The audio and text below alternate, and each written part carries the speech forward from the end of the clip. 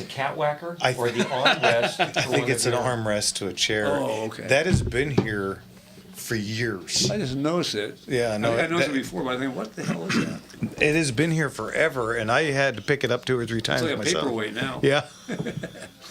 Maybe it was a chair that got thrown by Geraldo Rivera or something. Thank you, senor. Oh, are you worried? Always. I know you. You should be. You get busy and You forget. should be worried. This is my go juice to get me through the show. There you go.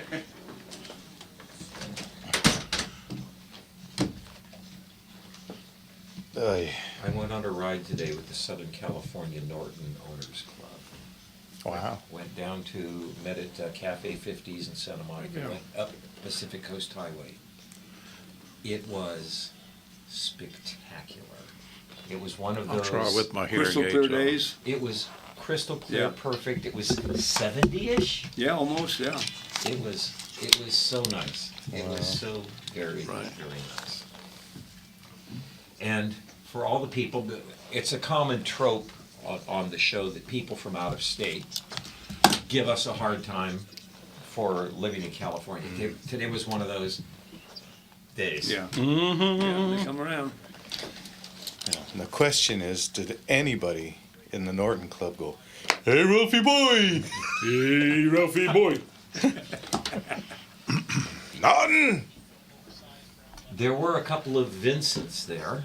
Nice. One of them was a 1952 Vincent that the owner, the 88-year-old owner, has had since 1959. Wow. It has 500,000 miles. Oh, on it. man.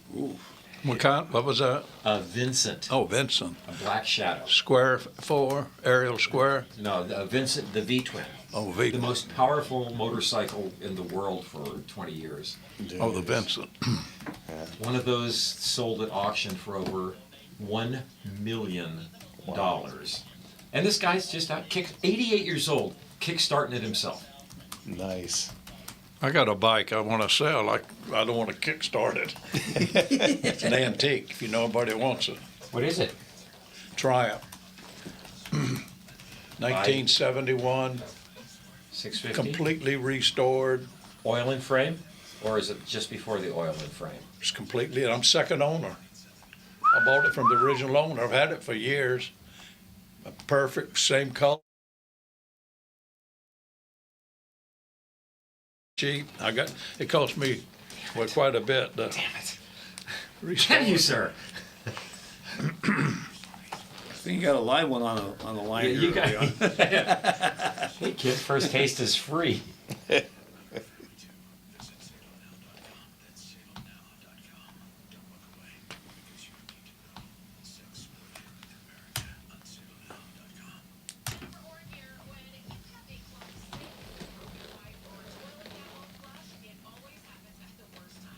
So that is a pre-oil and frame.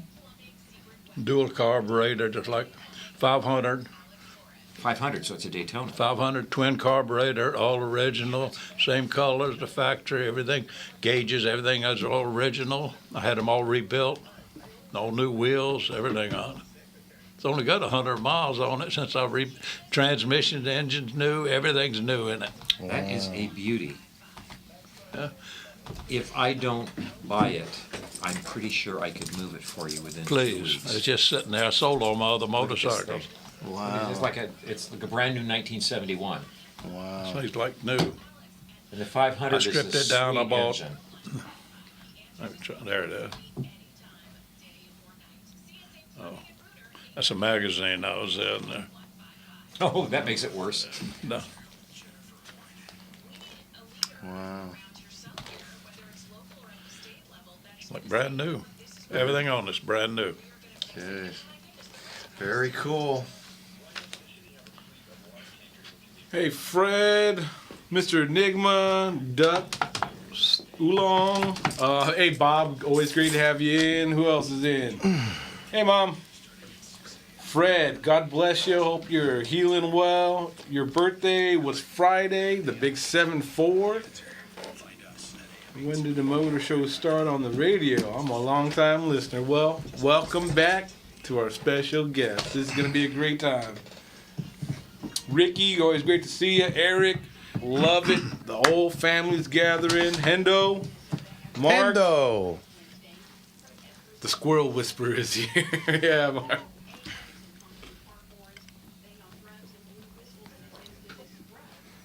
Captain Rip is in? Question mark? Jake Reno from West is Seattle. represented. Seattle's represented.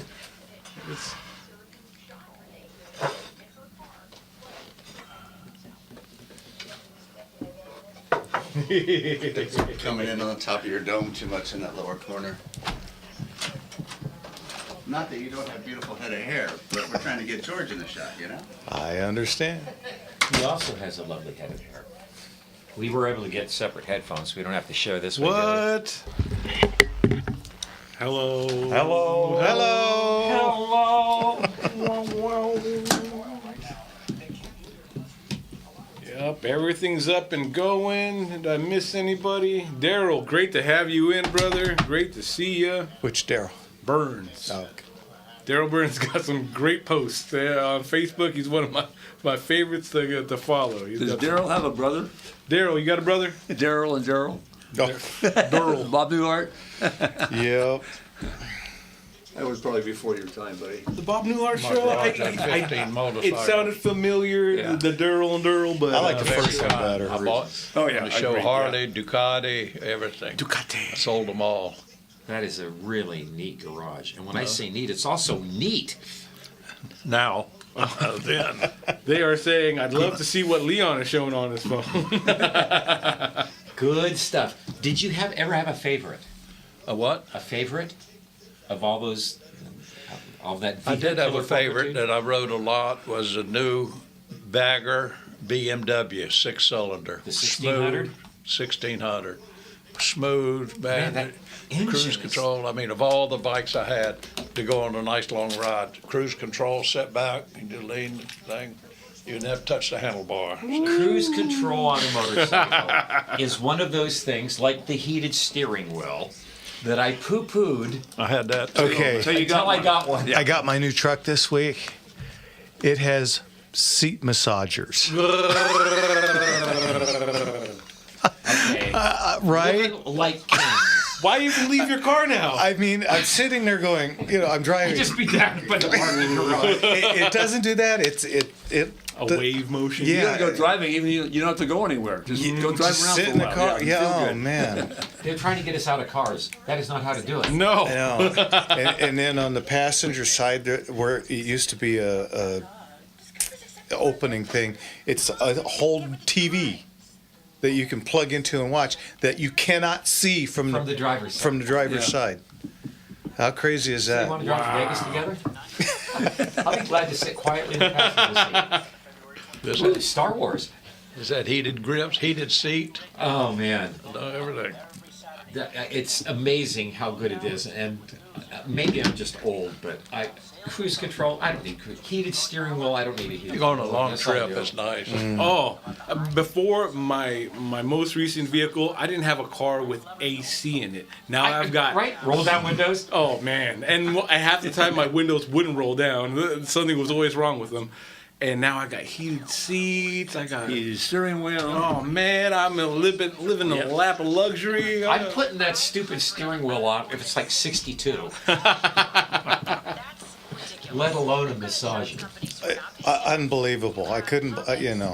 This thing does love that. everything. It's just Dodge really did 2026 good, and it's the straight six with the twin turbo.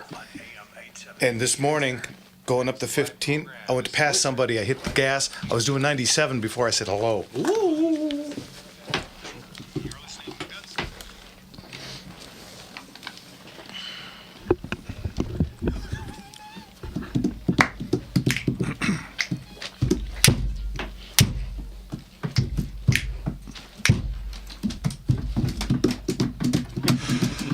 Good evening, everybody, and welcome to Motor Motor Slingers right here on The Gunslinger Syndicated Radio Network. That's right, folks. It's a Motor Slingers night. That means in studio we have the one and only Leon the Motorman. Welcome. It's a pleasure to be here. You know, I'm just lost for words. Thank all you, of a sir. sudden.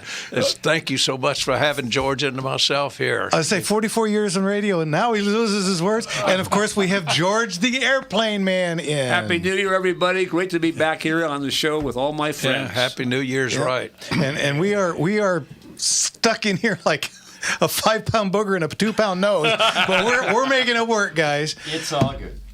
So we're going to expect a whole bunch of phone calls tonight. Whole bunch. And who wants to give out the number? Oh, come on, gentlemen. It's your time to shine. George got it memorized. I got to write. 870-5752. Call in right now. All right, give us a call. We got Rick from the CRPA going to come in a second, but tonight is for you guys. Give us a call. You got questions about cars, bikes, motorcycles, weed whackers, Chainsaws, weed whackers. Lawnmower, boats, anything. if it hums or purrs. If it hums, purrs, or moves people, I'm here to answer some questions for anybody. And if it goes bang, we'll handle that part. Bada bing, Wait a bada minute, boom. I've got a car that goes bang. Is that a good thing?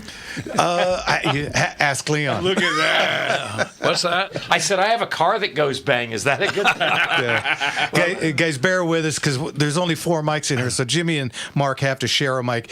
They look like Do it. The background vocal thing. Yeah, I say you Shoo-up, look like the backup Beatles back here. If it hums, purrs, or moves people, I'd love to talk about it. That's it, absolutely. So, you guys came in when I was out, and so I didn't get to say hello. So, how's everything going? Everything's going good. You know, but I think George and I both had a little coughing spell and flu bug or something, but we seem to be doing okay now. Oh, good. And I want to thank you again for carrying us through those times. No, but it's always a pleasure to have you guys. And you guys made it such a special gift, especially right before the holidays. You guys made that a really special Oh, you're show. making us feel too good. Impossible. You guys need it all. Yeah, and I got to watch from my hospital bed. Ooh. You're looking good, though. Right? Well, thank you. Got out and shot my first, 3/4 of a match today. I didn't get to stay for the whole thing, but. That's a gun match you're talking about. Okay. Shooting match, and the pistols and rifles What were you were thinking pieces of, cake. Leon? Well, I don't know, match. What is it, striking matches? Or, I'm just trying to clarify things. Yeah. The shooting the shotgun was a little Chancy. at first, but I got through it real easy, so that was no big deal. But anyway, like I said, you know what? We got Richard already. You want to talk to Richard, our friend Richard. Everybody's friend Richard. The gang's all here. How are you, Richard? Good evening, you high-performance motor slingers. Vroom. Thank you, sir. What's going on? Well, first of all, because I want to thank the Motorman for his 44 years, and also want to talk about the problem with people wearing seatbelts in airplanes. You know, a lot of people, they take off their seatbelts, they want to relax, and they walk around talking to other people. I have no problem switching seats or going to the restroom, but I will not stand in the aisle talking to people because you never know when you're going to hit clear air turbulence. Makes sense. Well, don't talk to me about air turbulence. I just had the worst air turbulence ride Friday I've ever had, and the seatbelt was tight. It was just, anyway, it was a good ride. Exciting. It was exciting. But you hear on the airlines, a lot of passengers, you hear on the news where people got thrown out of their seats and they hit the ceiling and broke their necks. And, and they're told to wear the seatbelts and they won't do it. That's right. It was a guy that I was talking about in a Bonanza, I think, years ago. He was coming in and hit turbulence, and he hit his head, broke his neck. Oh, boy. And there was a case where somebody hit their head and lost their eyesight. Wow. So that was the end of that flight. You guys aren't really with the National Airplane Commission for Sales or anything, are you? Not with the Chamber of Commerce, are you? National Seatbelt Association, yeah. Acme seatbelts are the only way to fly. That's right. Definitely. Good enough for Wile Well, I E. always wear Coyote. mine. I take one with me, Richard, a spare, Right. just in case. Well, it used to be, I think, there's one model car that wouldn't start unless you had the seat belts hooked up. You know, Yeah. some Toyota. I think it was a Toyota. Yeah. Way back when in the 80s or something, when this really bet that was popular. became Yeah. a law. I vaguely remember that. Yeah, Yeah. And on the new cars, they've got that black box that it can tell if that belt is on or not. Mine screams at me. Boy. Yeah. Mine does too. Yeah. Ding, ding, ding. Every 3 seconds, it just goes off. Anyway, well, Richard, got a joke for us tonight? Yeah, well, since we've got the Motorman, if you want to convert your car to drive on the beach, do you know what you have to do? Well, I just get a sand buggy. Well, but if you want to modify your car to drive on the beach, you have to convert the brake shoes to brake sandals. Oh, Richard. I don't get it. That was Richard. Come You know, on, man. we've been dancing for years now, Richard, and I think we found the bottom there. Okay. That's pretty good, Richard. Yeah. And, Go ahead. and Happy New Year, everybody. Thanks, Richard. We'll talk to you next Happy week. New Year. God bless you, Richard. Bye-bye. God bless you. Brake I don't sandals. know how he comes up with all these jokes every week. Well, he comes up with these For jokes. ages, I thought he was getting them off the bottom of the Snapple. Cracker Jack box. I or don't even think Snapple would have done that one. Brake sandals. Norm, you're fired. Yeah.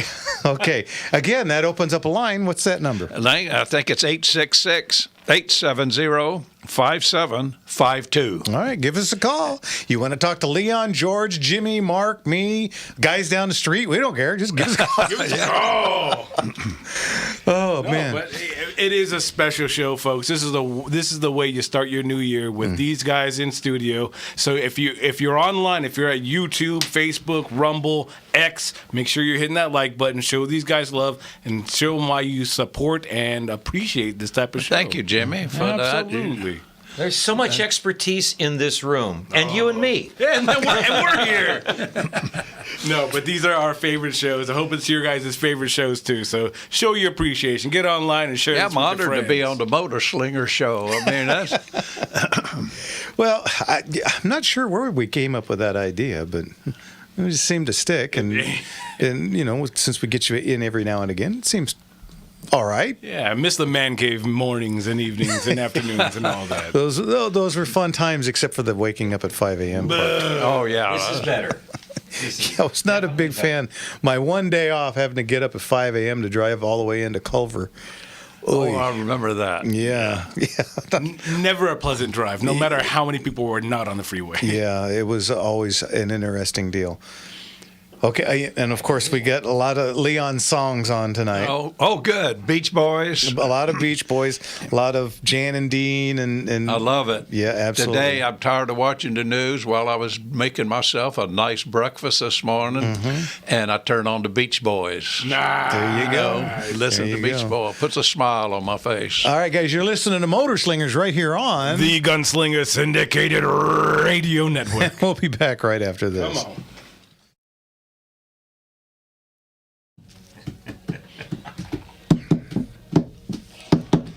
This is a short break.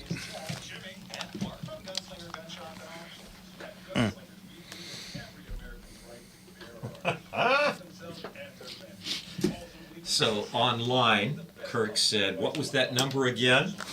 Online, Kirk says, what's that number again? And so I typed the number, and he says, I wanted to hear Leon do it. I did.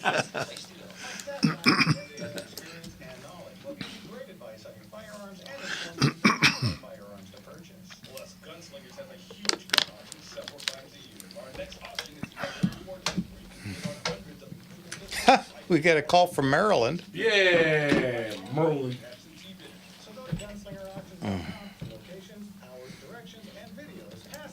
Silly Wabbit, welcome. Good to see you. Who? On YouTube, because everyone gets to pick their handles. .com. Silly Wabbit. Crank her up. There you go. Little Tommy Tedesco for you right there.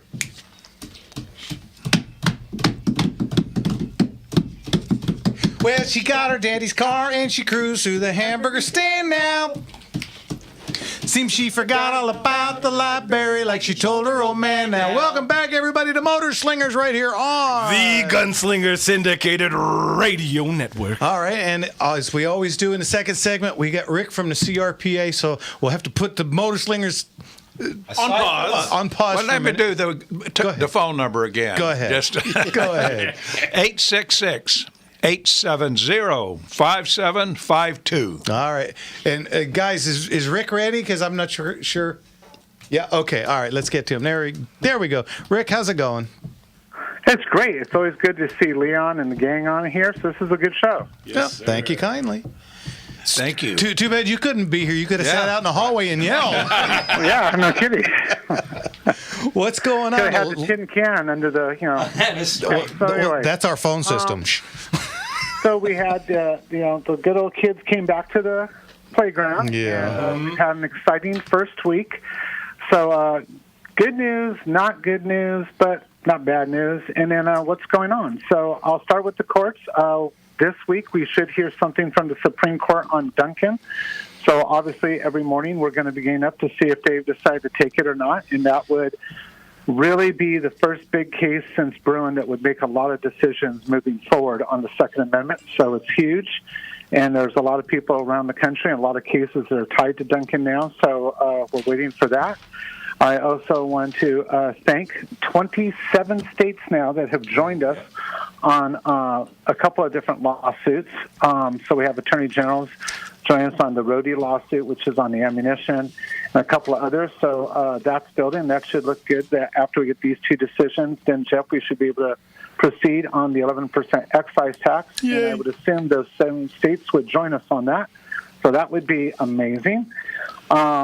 We did the kind of in news was we had Assembly Bill 68, which was the last of the 2-year bills. All the other 2-year bills, like we had talked, had died, which has never happened this quick in the session. And Assembly Bill 68, which would have allowed what many of us experienced when we were in high school, which was for police officers on a school campus to be armed, would have allowed that to return. It died in committee. It wasn't really surprised that happened, but there's some people looking at bringing another bill back next year. So it's not a dead issue. It's just dead for this session. Mm-hmm. And then we will be up there. I leave tomorrow, and we'll be up there for a couple of days in Sacramento with women representing us on everything from concealed carry rights to really pushing home a couple of points that are really pointed to know, and that is the first right women had in this country, even before we were a country, was they had the right to carry their own firearm to defend themselves. And California has made that extremely hard for women in this state, and so that's kind of interesting when California says it is the most women-friendly state, but they took away their very first right. So that's kind of interesting to watch play out. And then also we will be moving forward on our what is now called life-threatening illness bill, which will allow young kids under the age of 17 who have been diagnosed with a life-threatening illness to fish, hunt, or participate in shooting sports despite what the season may be, because we have figured out creative ways without breaking the law to be able to do so, and this bill would direct the Fish and Game Commission to assist us with that process. So that is going to have a big formal announcement here in about a month and a half, and then a lot of people getting behind it, but we're announcing a little early on your show, Jeff, because anybody listening to it that has had a kid or works at a children's hospital or anything like that where there's life-threatening illnesses, we would like to get them to jump on the bandwagon and help us get this across the line. Oh, absolutely. Yeah. Absolutely. Let me get 2 quick questions out. Neither one of them are about the stupid tax. Is there anything going yet as far as this parts bill? Oh, Lord. The parts registration. Yeah, the parts registration. I will registration. be able to hopefully answer that Tuesday afternoon, because all day Tuesday I'm in nothing but like different government buildings trying to get that answer and a few others. Okay. And the other one is this, we had one gun every 30 days, and now they've put in this 3 every 30 days. And so what are we doing to fight back on that? That's going to court. We're waiting. As you know, it just went into effect. So they're collecting some plaintiffs, and then we're going for an injunction. Okay. And do you think we'll get it?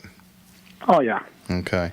And It's when we get to 5 or 7 and 30 that I think we're going to run into an issue, and that's the game they're playing. yeah, I thought that didn't start till April. The 1 and 3. Yeah, it doesn't. That's why we Okay. have to wait to get a plaintiff to be able to have a harm so that we Okay. can get the injunction. Okay, yeah, that all right. Because I've learned this from talking to you for so many years now that you have to wait till it takes effect before you can do anything. So I've been explaining that to people, but it's not quick enough for anybody. And do you think with the dismantling of the 1 and then with this 3 that do you think it's going to get easier or harder to knock down the 5, the 7, whatever they're trying to increase it Look, to? this is a state. It's going to be interesting. I mean, I would have said it wasn't going to change. It was just going to be the game we were going to play every couple of years, Jimmy. But with the budget crisis, and I'm waiting for tomorrow because it's not funny and I'm not laughing, but we've had a lot of billionaires move out recently. Mm-hmm. And so the projected loss to California right now is set to be announced tomorrow at $1 trillion. Wow. That's a lot of bucks. That's a lot of money. Yeah. And the middle class can't afford that, and that means the state budget will literally break in half. So without money, a lot of this is going to get really interesting. We've already been talking on the show of how just with the, and I hate saying it like it's not a lot of money because it is, but just with the $42 billion deficit, we saw a lot of bills that normally would have been passed not be passed. Mm-hmm. So this is a lot bigger than $42 billion, so it's going to be very interesting. Yeah. They are so dogmatic that, honestly, there are some places they just don't care, and you run into that all the time, don't you? Yeah, but I think this is, I mean, so far, a lot of the stuff that we thought we would see, we're not seeing. I've talked to people in different parts of the building. Some stuff is just not appearing. It doesn't mean it couldn't still, so that's why I'm not saying, ha-ha. Yeah. But it's a very different capital that we're coming back to. So, and you got to wonder, the judge that said 1 in 30 was anti-constitutional. Where is he in this? And how come he doesn't? He's commented, but you got to realize the legislature can do what they want. Yeah. Even when a judge says no, the judge said no to that, and so. It's why I've said a lot of times politicians act like junior high kids. You tell your junior high kid, no, you can't have 1 cookie, and the next thing you know, they're taking 3 cookies out of jar. You're like, what are you doing? And they're like, you said I couldn't have 1. You said I couldn't have 3. Yeah. That sounds about their so mentality. Yeah. Yeah.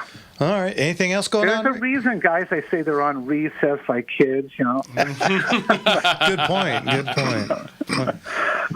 No, I mean, other than, this is the I call it the fun time, but this is the time of the year we get to see what is actually going on in the Capitol. And with it being an election year and a lot of different moving parts, this is going to be a really interesting year. And that's why I encourage people to go to crpa.org and join, sign up on the email list, get the alerts. And then as we announce things like the life-threatening illness bill and other bills that we are going to have coming out over the next 4 to 5 weeks, that you jump on the bandwagon and you help us push back. It's not just defense now. We're fighting offense like we were asked to. We're doing it. And all these bills we're going to be explained in depth and detail and why they're so important. All right. And Rick, on top of the recess and schools in, schools out, do you think with kind of the wave that's been coming, do you think some of these politicians are going to see any type of detention? Well, to use a metaphor, yes, I do. And I also think, too, you got to realize and I'm not going to call them out, but we've had a couple politicians that have voted against us and within their districts didn't move on from Assembly and Senate seats when they tried to run for Congress. They didn't even take second place. They took, 4th or 5th place because our community really got out in the numbers and turn those elections around locally. So I think because our base has become much more active, it's not where I'd like to see it, but it's much bigger than it used to be and much more participatory than it used to be, that is having an impact. Oh, very good. They do business in Sacramento, but they have to get elected back in the home county. Yeah. All right. Rick, anybody wants to join, donate their time, their money, their efforts, how do they get a hold of you?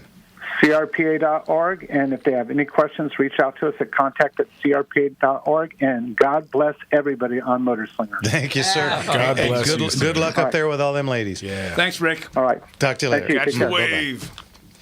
Ryan, how much time we got left? Okay, let's go from Rick to John in Maryland. John. He's got a Leon question. John, what can we do for you, sir? Evening, John. Gentlemen, good evening. And just a quick note from Washington Gun Law. Washington State is going to try to do the 11% and the 1 in 30 also. That's all pre-filed from last year, just as information. As California goes, so goes the nation. Yeah, mental. Yeah. All right, so go ahead. So 2 quick questions. One for Leon, one for George, if I could. Leon, electric cars and the snow, cold weather, like Canada, northern border, minus 25 degrees in the morning.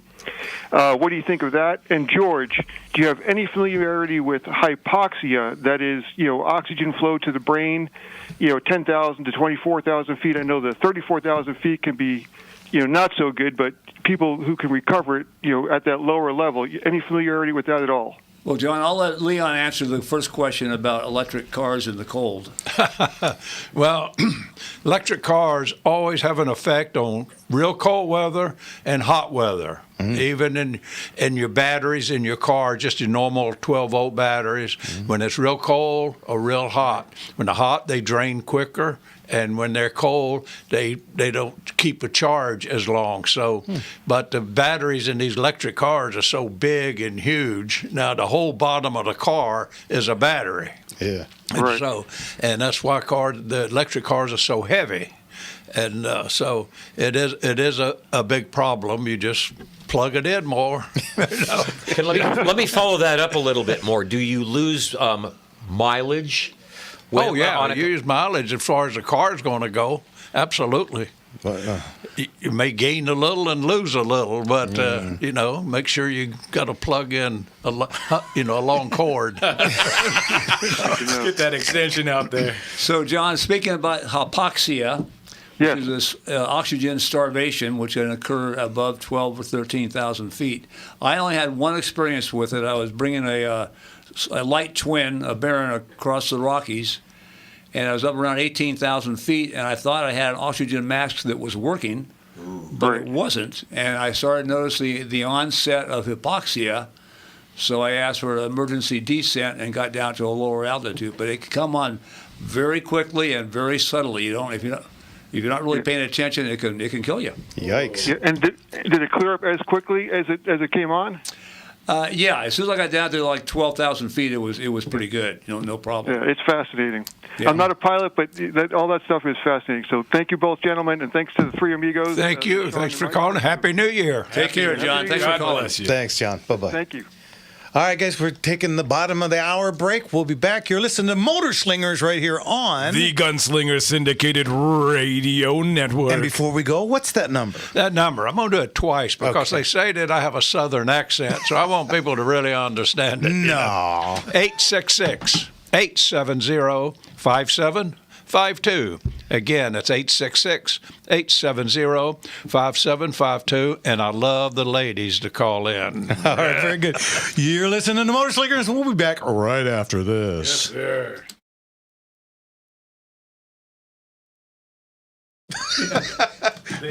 We have Karen in Redondo and Emily, who says she's a friend of yours. Oh, Emily. Maybe. They hear that southern honey and they come a-running. I was just reading about a female, and I want to get this right. I think she was a parachutist. She might have been a wing specialist who got caught in an upward vortex and ended up at 34,000 feet. She was one of 3 guys that jumped on a very turbulent day. Three jumpers that jumped on a very turbulent day. One guy was able to get down. There was a Chinese fellow in this. She was the German parachute team. God help me. There was a Chinese fellow too. He died of hypoxia apparently. Oh yeah. But she managed to survive that. Well, just each person is very individual on the effects of hypoxia. When it comes on and how bad it affects Smokers. If a guy's a heavy smoker, he's got a problem. Yeah, younger people are less susceptible to it than older people, just from lung capacity and heart condition. But I think the law is, Georgia, no, I think the law, if you're taking passengers, you've got to put a mask on at 12,000 feet. Above 12.5. 12.5. Yeah, and then if anybody in the airplane above 12, anybody in the airplane after, I think 20 minutes or 30 minutes, you have to have oxygen. Right. You have at 12. Is that the kind of same thing that goes on with high altitude climbers? Do they experience the same? Exactly the same. Yeah. And And if you're in a high altitude resort and you have, you'll get what they call it, altitude sickness. Just Don't from go lack of skiing. oxygen. Yeah. You don't go skiing the day you arrive for exactly that reason. Well, if you're conditioned to it, yeah, but no, that's a good idea. You get acclimated first. Absolutely. And can some of the same symptoms as in that I've heard reports of hallucinations and Well, I have that all the time anyway. Drinking your own, are you? not even here right now, George. Who are you I'll be talking here in to? about 10 more minutes. I'm tripping. I'm gonna get some more water. Anyone need anything while I'm up? I'm good. Okay. Got a little time. George over there munching on the magic mushrooms. And they're mine. You don't get any. Oh, you still get the Motorman munchies? Yeah, I should have brought some. You keep telling me that every forgot time. about it. Damn it. Yeah. Oh, they're so Those were- good. yeah. You know, he saves them for the ladies. And he entices them into his little web, You know, I got some there and I walked right out. And I usually keep some in my car, but I had my car cleaned yesterday. Oh. I had the guy come over and clean my car and I gave it to the kids. Leon, I'll clean your car if I get a can of munchies. It's good. My doctor-in-law loves it. He says, man, the best he's ever had. I get nothing but compliments on it. They are great. I'm sorry, I should have bought some. I need them like a hole in the head. I'm fighting, trying to lose weight right now again anyway. So. Yeah, that won't help. No. And the problem with those munchies are, it's a nice little tin, and there's quite a few in there. You can't eat one of them. That's the problem. That's what everybody So tells me. My good. problem, I can't eat 5 of them. Well, yeah.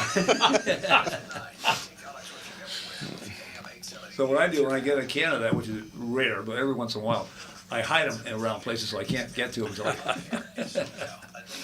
Yeah. I try to stay away from them too. I know you can. And All right. Oh, you know what? I know we have some comments here from some of the Right? folks on. I think Fred put something that he is retired. Shout out for Bob Weir. Oh, Oh, here we go. we're back.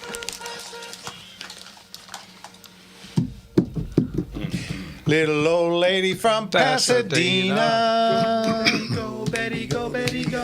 Has little white gardenia. Go, Betty, go, Betty. Everybody. But parked in a rickety old garage is a brand new shiny red super stock Dodge.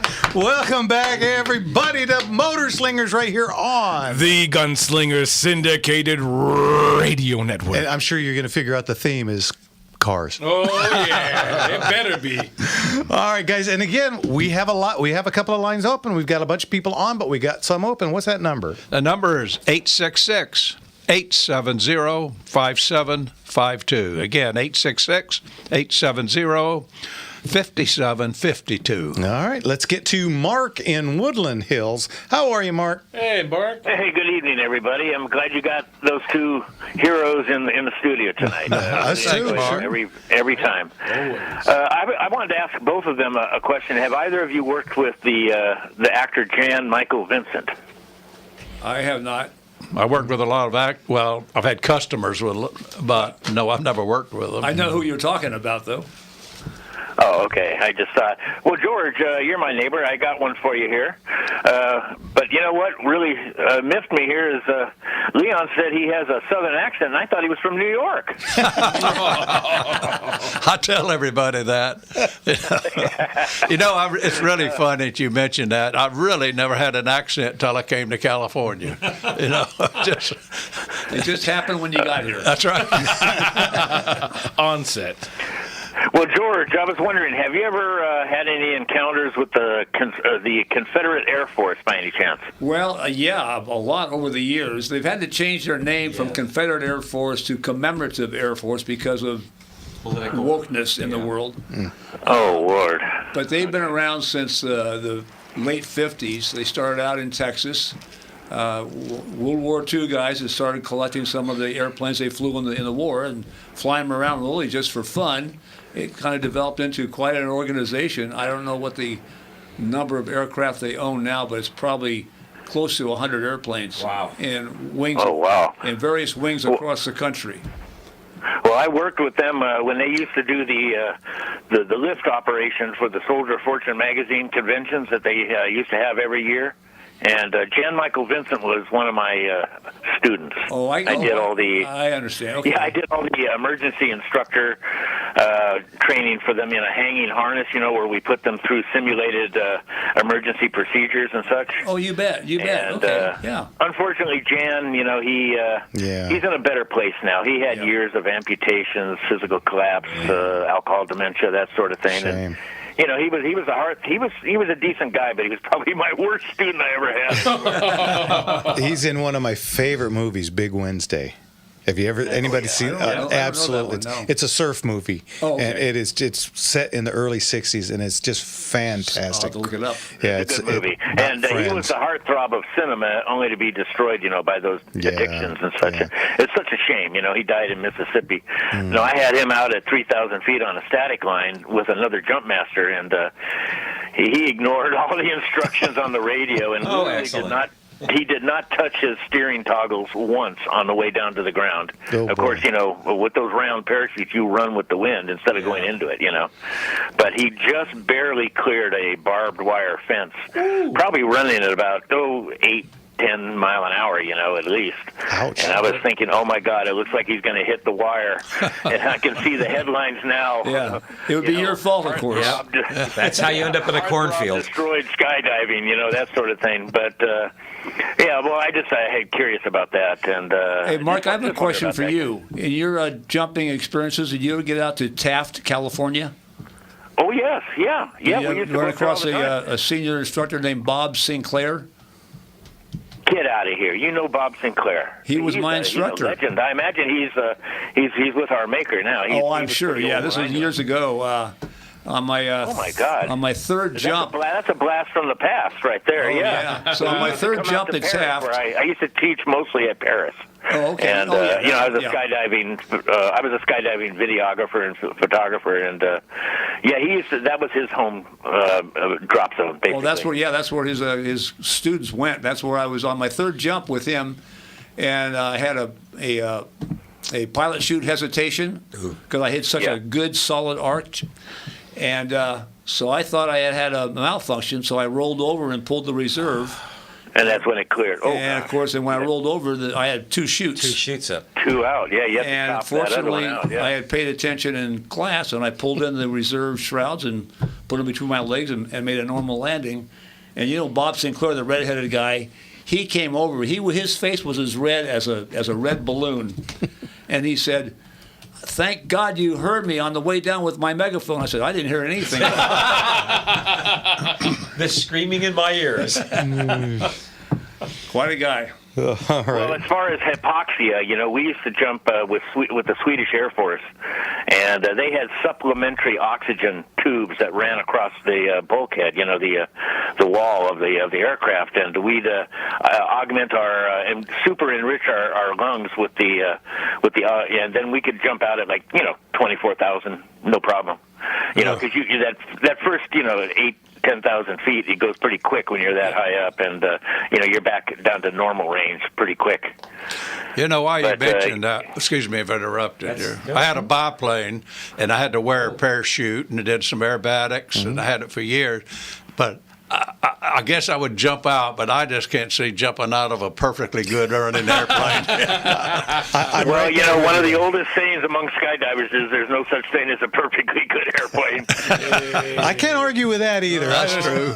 I'm not getting in one or jumping out of one. Come on, guys. All right. Let's talk halo jumping, though, right? I'd rather go base jumping anyway. There to be you honest go. With you. All right, Mark. Thanks for the call. All right, brothers. We'll talk to you later. God Bye-bye. bless you, Mark. Take care, man. Okay. Jeff, we had a question online for Leon. Okay. You want to take that one from Craig? You want to read that to me? Or Sure. He said, what small block Chevy engine would you rebuild for a 57 Chevy truck, which he's had for 47 years? Well, I would just put, since all the small block Chevys are the same, the 265, 283, 327, and I love this even guy. the small block too. But if you're not going to do high performance, I just put a 350, and that'd be the best all-around engine there is. Now, if you want some performance, put a 383 in it, 350 with a stroker motor, and you'll have plenty of performance. Yeah, Thanks. That's for you, Craig. and I have a 383 stroker in my 32 Ford. Ooh. Sage advice. Yeah, with a mana-free 4-pot intake with 4 Rochester carburetors. Yeah. So it's vintage, but that's a vintage is right. Yeah, it's very cool, and it goes really, really fast. Yeah. Let's get to Karen in Redondo. Karen, what can we do for you? Hi, guys. I love the show. Thank you. My question is for Leon. I'd like to know how old do cars have to be considered classic, vintage, antique, like horseless carriage, anything else?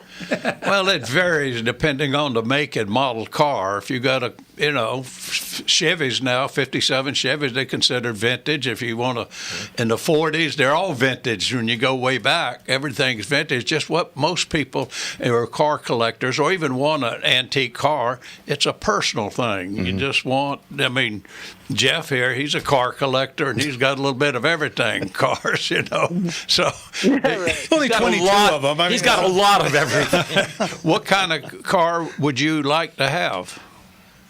Well, my dream car, if I could ever get it, is a '59 Fleetwood, and I have a descendant of that car now. I have a '98 Cadillac DeVille, and I also have a '93 Nissan Maxima, and they're both wonderful. I adore them both.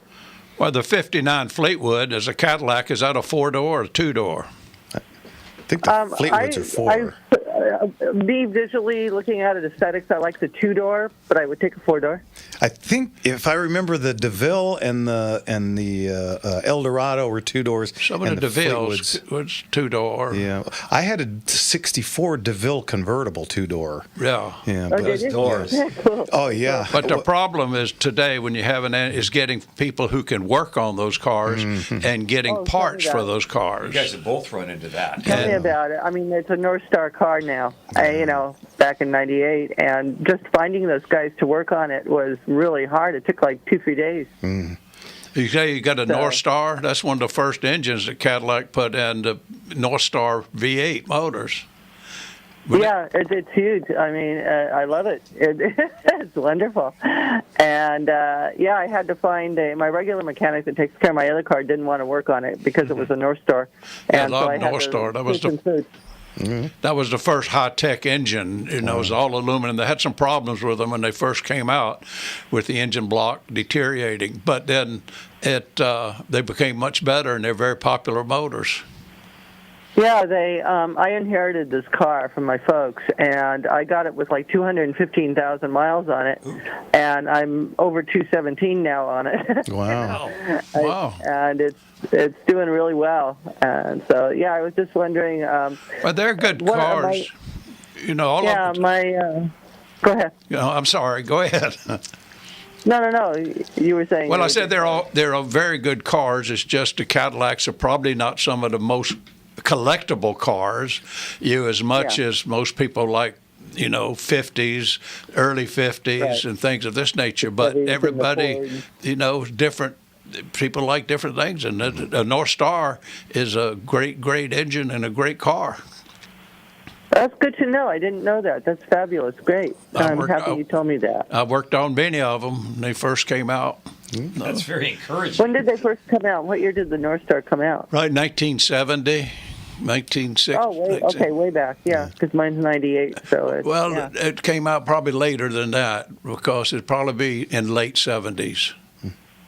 Okay. Late 70s. All right, Karen. Thanks for the call. We're coming up on a break. Thank you, Karen. Happy New Year to you, my dear. Thank you. Happy New Year, guys. Thanks, man. We'll talk to you later. Bye-bye. God bless. All right, guys, that opens up a line. What's that number? That number, again, is 866-870-5752. Again, 866 870-5752. All right. When we get back, I have a couple of Cadillac questions I got for you. You're listening to Motor Slingers right here on the Gunslinger Syndicated Radio Network. And this is a quick break, so don't go anywhere. Quick on this real quick break.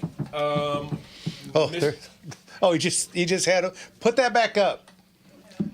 That's my Mustang with that Gen 3 Coyote in it. Wow. That motor's bigger than a damn car. That's a big motor. And that's like putting a 429 in a Metropolitan. Not quite ready for the road yet. Not quite. Got a question for Mr. Enigma. Anyone get the chance to fly a B-52? That Cadillac engine was an 80s. Okay. Take 'em out in That's a big hunk of machine. It's a huge airplane, and it's definitely a crew airplane. Oh, yeah. And you better have your Air Force uniform on. Yes. When you're flying. What is that wingspan? I mean, it's big. Yeah, it looks like I'll see you and raise you a B-36. Yeah, well, yeah, it's probably about, Here we go. You don't stop driving that hot rod Lincoln. Love this song. Woo! That rain's doing some. Thor's some good.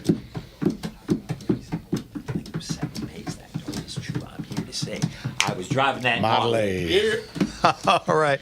Welcome back, everybody, to Motor Slingers right here on the Gunslinger Syndicated Radio Network. And in case you're unaware, we're sitting here with Leon the Motorman, George the Airplane Man, me, Jimmy, and Mark. And we're having a blast. Yeah, we are. We're having a blast, George, and I'm sure we're having a blast as well. Yeah. You know? So really quick, I used to have a '64 Cadillac DeVille convertible. When I first got it, I loved this car. This thing, oh man! And 3 days after I got it, I got into a huge wreck with it. And so I had to park it for a bit. When I finally got back to it and started working, this is back in the early '80s, and I didn't have two nickels to rub together. That motor was such a pain to work on. It's a big motor. I think it was a 428 or something. Like that. Yeah, and it seemed like every time one thing would go down, everything in line with that would go with it. You know, like the water pump went out. Okay, well, what year was it again? 64. 64. I'm Yeah. trying to figure if you had an air pump on that. Yeah, I think some.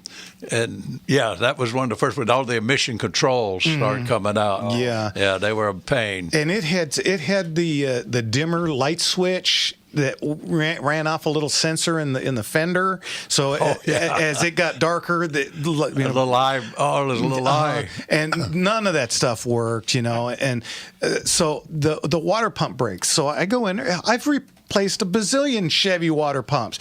I Bolt? Yeah. Boom, boom, boom, boom, and then I snapped off 3 studs. Oh, jeez. So I finally, Those are bolts. The bolts the go in bolts there, going yeah. into it. I snapped off 3 of them. I finally get the thing off. It took me a week to find another one, and then I couldn't get the gasket. Finally got it all together. And this is pre-internet days, so I couldn't just do an internet search. I had to make phone calls. Finally got the stuff, and then that went down, and then something else connected to the water pump down the road. Oh my God! I was like, now I see why people put Chevy motors in everything. Well, don't forget, back when that Cadillac, they had like 4 belts. They didn't have a serpentine belt. Right. You had a belt for the alternator, a belt for the air pump, a belt for the water pump, and that was always a problem because and what happens in those days, and it's true, when you put a belt on, everybody just tightens that belt up as hard as it can, Oh, yeah. and that's what ruins the water pump. Yeah. And you got belts pulling it at every 4 different angle. tensions. Yeah. Yeah, well, I like that car, but it didn't care for me. My father used to say, never fall in love with the car. It will not love you back. Yeah. And that's when I was buying my second Alfa Romeo. Well, I kept that car for years. I finally got the damage fixed. It was an accident I had with a guy on a motorcycle, of all things. I turned left in front of him. He was going 65 and a 25 at dusk on an old-timey motorcycle with no lights. Anyway, long story short, the top was down, the glass was down in that door. He didn't even crack the glass. He hit me going 65. Did he end up in the car? No, but I could have high-fived him as he went over. He flew. Good question, Leon. Yeah, the police report is almost comical. He flew 27 feet over. His right shoe went 104 feet to the right. His helmet on impact, because he didn't have a strap, it went like 75 yards down the road. I mean, it was a mess. He bounced when he hit, and he got up and he was fine. So everybody was real lucky on that. But I had a pretty good U in that door, but that steel was so heavy duty. Oh, that's solid. That car weighed 10,000 pounds. At least I had to push it once. I can attest. There was no second time. So I finally got a replacement door. I got it on, and I painstakingly got to Cadillac, and I went into the archives because I had a friend that worked there, and we got the original color, painted it, took it to the Pomona. Remember, Pomona Antique Car Swap Meet used to have a Cadillac row where it was all Cadillac stuff. I took it there, put it for sale. Man, nothing. Absolutely nothing. That was a popular car, So 64 convert, I had the top down, everything worked on it. Well, the convertible was, yeah. yes. So here's what I did. I took it home. I took it back to the paint guy. I said, paint this the reddest red you can imagine. And we had red piping put in the seats. On the seats, sure. I took it back to the Pomona the next show. I sold it in 15 minutes. Boom. As a red convertible with white interior with red I red think trim. We've all learned something here today. Yeah, and of all people, a Japanese movie studio bought it. Hey. It was the weirdest thing. The guys are, they're talking. We get a price, everything's done, and the guy gets on this little walkie-talkie, and da da da da da da da, and here comes a dude on a little moped, and he's got an attaché case handcuffed to him. I've literally seen this before. Yeah, and he opens it up, and I sold it for How many? 10 grand, and this didn't even scratch a dent. There was so much money in this attaché case. 10 grand, here you go, boom. And I handed him the pink slip, and I almost skipped home. Start the car. So happy to get rid of our car. Yeah, it's like, get me out of here. What year again was it? 64. 64. Yeah, the last year of the real fin. Yeah, it didn't have an air pump. They started in 66. Okay. First smog pump. Okay. Yeah, and boy, that car is still being featured in ninja movies to this day. Well, that or they just sealed up the bottom and using it as a boat. No, actually, Godzilla ate it in one of the movies. It was This was a two-door convertible, 19 and a half feet long, 6.5 feet wide. Whoa! I had to in the garage that we had. I had to knock out the drywall to get it in. Room to get it in. Yeah, it was so damn big. Oy, oy, oy. Okay, you know what? Let's get to Emily, friend of Leon's. Emily, what can we do for you? Evening, Em. Good evening, Emily. Hey, so I got a text that Leon Kaplan, the motorman, was going to be on tonight. You're talking to him.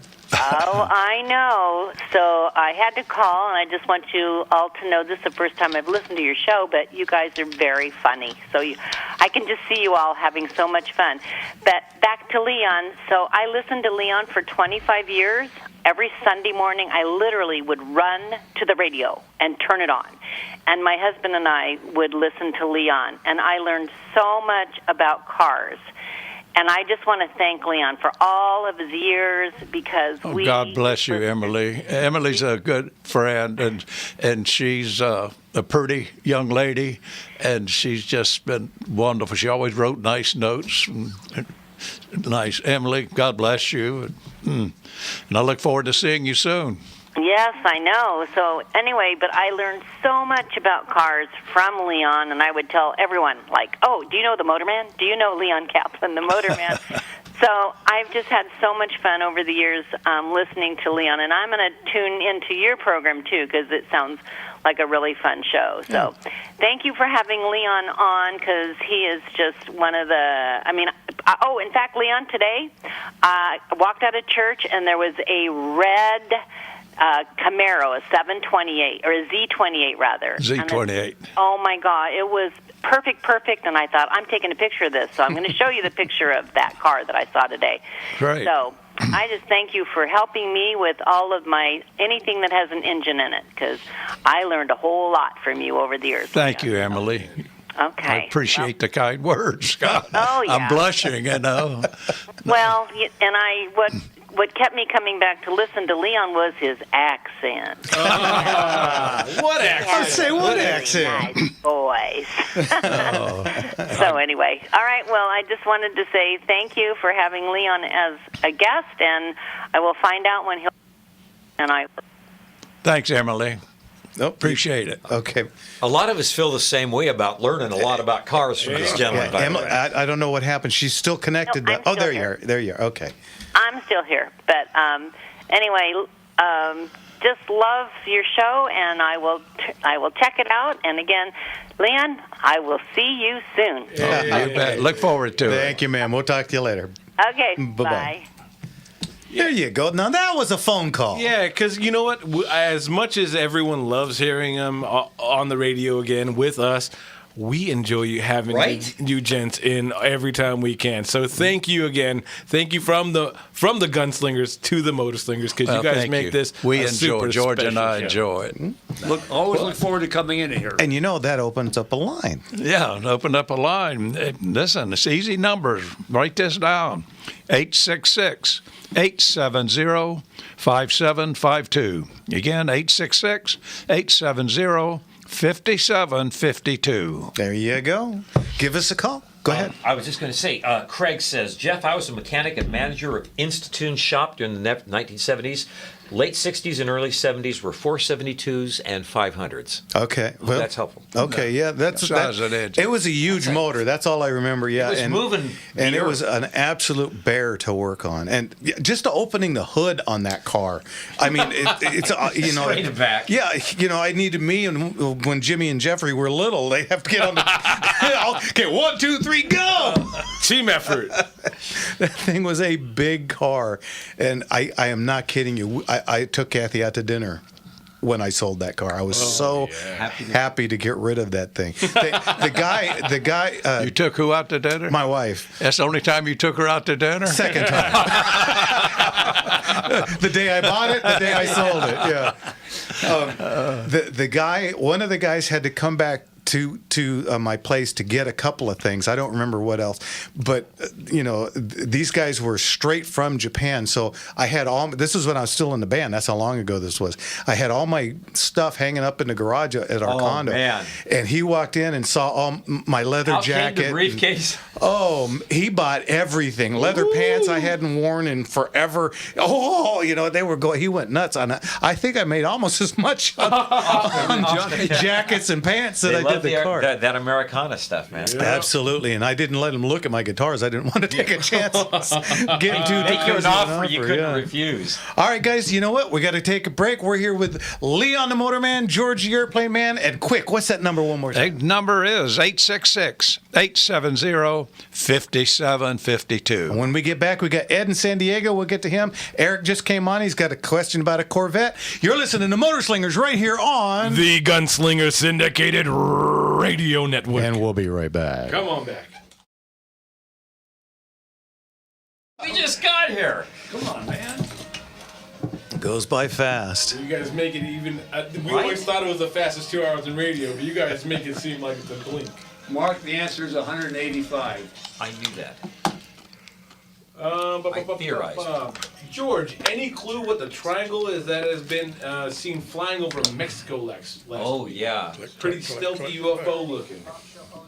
Triangle? Yeah, we apparently have a new stealth aircraft. Well, we've had a few of those that go out of Groom Lake and other hidden places and go around the world and watch people. After the political discussion, but since Venezuela, this has been Pretty good. a George, another cup of coffee or? notice. A half a cup or another cup? Yeah, that'd be great. Either way. Whatever size of cup it is. I'm good, thank you. No, because I'm going to be, this next hour is going to be, I'm going to be running. I've already had 2. Running? Go for a jog?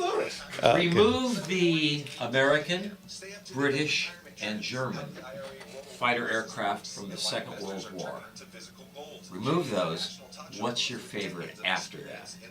Between the Americans? Remove the American, British, and German aircraft from the discussion. Well, as far as fighter capabilities, it'd be the AIM-90 Japanese. And then the Italians had a Marchetti. Early war, to be sure. Early war, to be sure.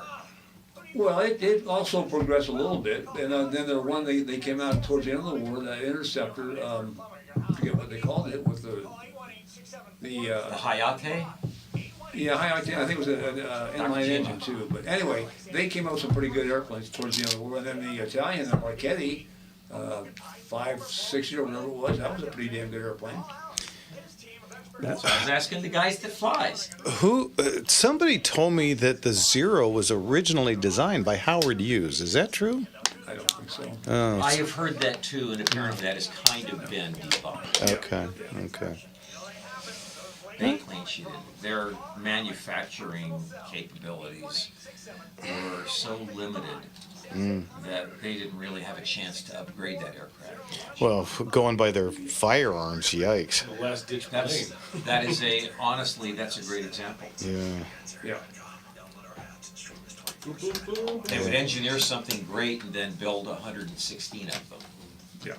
Yeah, their machine guns were all old and outdated and poor. And do you know anything about their tanks? From what I understand, they're worse than their rifles. Yeah, like a toaster on wheels with a gun out front. Yeah. They had the Hago had a 37 millimeter cannon that was aimed, loaded, and fired by the tank commander. So he's trying to command the tank, command everything that's going on and the gun was the turret operated manually. So he's doing like 7 things at once. Holy cow. Yeah. It proved to be a mismatch.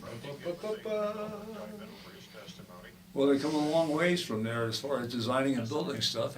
No question about that. Scott, in the high desert. I hope you prepared yourself this morning to have Democrats defend Putin in about 3 hours. I know. Can you imagine after they've got him, literally in bed with Trump, now they're going to be defending him in about 4 seconds flat. This president is. Speaking of flying a B-24 Liberator, my neighbor flew one under sea level, Death Valley, and up in Frisco. If you flew under the Golden Gate Bridge, you were sent to a not-so-good spot in the war. Ask my father about that. He's one of the guys that did it. Okay. All right. Look at that. Refill? Okay, I'm gonna need it. And then wasn't it Ira Bong who flew under and then flew down Market Street below the level of the building? Some lady sent the Army Air Force a bill because all her laundry got blown off her line because this guy's flying a freaking aircraft. I think it's a tale also. Sounds good. Yeah, sounds great. Makes for good storytelling. Oh man. So we have plans for this year, gentlemen. How about you, George? I'm going to improve in every facet of my life. Well, maybe a couple of them. 3 or 4. I'm probably not going to do anything different. Good. If it ain't broke, don't fix it, right? Amen, brother. Cars are complicated now. It's all like that 6-cylinder Gala Performance years ago. Nobody, hardly get out of their own way. And then Pontiac came out with a 4-cylinder that was half of a V8, just cut in half. Wow. And it was the same engine. Shake and the Japanese taught us how to do that. Yeah. I tell you that truck is shocking how fast it goes. Everything's supercharging. Yeah. I don't know if you gentlemen are busy on Valentine's Day, but we'd love to have you for breakfast. That's our next auction. We have our next auctions on Valentine's Day at the Highway 39. It's a 14,000 square foot square full of cars. It's lined with cars. He's got every Bel Air convertible from 1953 to 1964 all in line. Came out 53. Yeah. Yeah, for sure. Yep. So, or lunch. You guys can do lunch. Don't Yeah. want to wake you up too early, but love to have you. But the 14th is my son and granddaughter's Here we go. birthday. Oh, cool. Well, looking fine. 3 deuces and a 4-speed and a 389. Oh, now she will talk to you.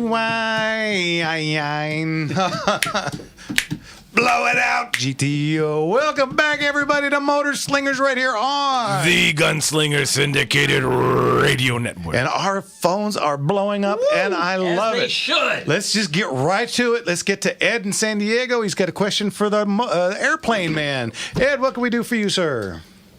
Oh, Happy New Year, gentlemen. I have a question for George. It's a naval aviation question, and it concerns 2 aircraft, the FA-18 Super Hornet and the F-35C Lightning II. Just basically want to compare the basic characteristics and capabilities of each aircraft, and how do these aircraft complement each other on a mission? Well, Ed, that's a great question. Ironically, my son, who spent 20 years flying in the Navy, flew the Little Hornet, then the Big Hornet, and then he ended up flying the F-35. Awesome. And I asked him to compare the 3, and he said, well, Dad, that F-18, the original one, is a real pilot's airplane. It's light and nimble and fun to fly. But it has some limitations as far as having ordnance and range and what have you. So the Big Hornet came along, and more sophisticated, bigger airplane, not as much fun to fly, but it could sure do a whole bunch of stuff. Right. And I said, well, what about the F-35? He goes, well, that's a different story. He said, that's a big mother engine with little stubby wings and a supercomputer. And it's not much fun to fly, but that thing has got capabilities you would not believe. I can't even tell you what it can do. Okay. So what do you think, Ed? Well, I mean, how would they... Obviously, the F-18, the Navy's holding on to that airplane, so it's of some use. And I'm thinking, from what I read of the F-35, it's a good stealth technology, and probably its secret weapon is staying out of sight of the enemy, and it can use its weapon system to target a plane without that plane knowing that's being targeted. And the F-18 Hornets are good because they can carry a lot of ordnance and come into a target once its radars and all that has been disabled, probably by the F-35 Lightning. So I think they complement each other in that way. Well, they do, and that's the future of warfare is going to be advanced airplanes, either manned or unmanned, leading into the skirmish or the fight, and then let the more traditional aircraft like the F-18s come in and finish off the job. Yeah, and I've read about the F-18 looking into the future. So the Navy seems to plan on holding on to that airplane. They're talking about implementing stealth coatings technology into that aircraft to advance its capabilities. Well, you can't. I'm not sure as far as something. Yeah, you can't stealth the old airframe like that, but you can do a lot of electronic stuff. And one of the F-18 models is the G model for the Growler, which is their electronics warfare F-18. And that's very advanced electronics and countermeasures and all sorts of secret stuff on those things. So they got it's a good compliment, you bet. Okay. So the Growler replaced the Prowler. There you go. The Navy had an EA-6B Prowler, so the Growler is taking over the Prowler. They've been phased out. Yeah. Okay. And we got a bunch of calls to get to. Thanks for the call, and we'll talk. Awesome. Thank you. You guys rock. Thank you. Ed. Thanks, Ed. All right, let's get to Eric in Santa Clarita. He's got a question about a 79 Corvette. Eric, what can we do for you? Yeah, hi, guys. Really enjoy the program. Heading into work right now. But first I wanted to tell George, Escriba La Banza, George. Hey, then, my friend. Escriba La Banza to you too, buddy. Yeah, and then quick question for Leon. I've got a 1979 Corvette, and I had one set of keys that I cannot find. And I'm trying to find out, I've heard about getting a key code to maybe get a master key set, or am I stuck with just tearing the whole steering column apart and replacing the ignition? You should be able to get that. Once you get the serial number off the car, they can change it. They can check it out and have a key made for that.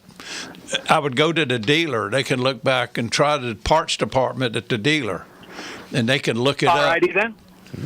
Pardon? All right, I'll give that a shot. Thanks again, and you guys have a great time tonight. Thank you, sir. Bye-bye. Happy New Year. Thank you. Quick and simple. I like it. Like it. By the way, we are having a great time. Michael, it just says West. I don't know, but he wants to talk about a smog test. Michael, what can we do for you? Hi, guys. Leon, I was with you 20 years. This is Michael with a white 1992 Oldsmobile 98, and I'm having a horrible problem, and I need some advice. The car's been running perfectly, and I've only got 68,000 miles in 33 years. Believe it, I'm 83. I go out once a week, very low mileage. It runs perfectly. For the first time, I didn't pass my smog test. So it charged me $150 instead of like $50 because he said it was old. Okay. So he said, well, maybe I've got bad gas. No, I don't go on the freeway because I don't have a cell phone, never in my life, cell phone or computer. They took all the call boxes away. So believe it or not, I took Olympic from Fairfax to the beach 6 or 8 times, 2 or 3 days to run out my 16-gallon tank. I go back, I failed again. I go to my mechanic, Pinky's on Melrose, and I couldn't afford it, but I had to do it. I spent $1,000. They put in 2 special parts for airflow. I go back, and I failed again. What can I do to get the car fixed?